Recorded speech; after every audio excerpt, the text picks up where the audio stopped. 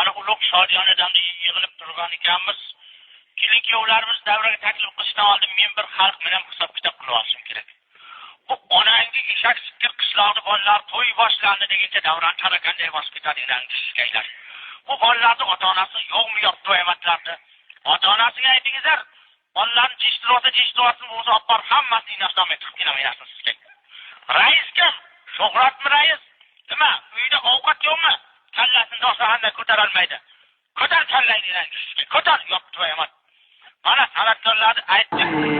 O'tar joyingga rais sen chaqirganing. O'tar sizga seni. Ha, mana Otabek Mo'minov menga qara. O'zi to'rtta qo'shiqdan normanga o'talmaysan. Yana chilpinlaganingga o'laymi? Dababishni qilib bugun ertalabgacha aytmasang, seni ham inayin o'amiga uraveraman inayin sizga seni. Ye?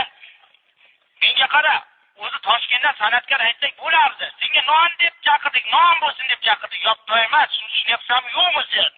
Inayingda sizga. Ha, xo'p, mayli.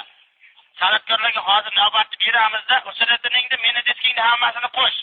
Keyin-kuyovlarimizni Shohrux Repperni bananda taronasi sadolari ostida davraga taklif qilmasak, keyin-kuyovlarda ham inas nomiga uraveraman inasini sizga.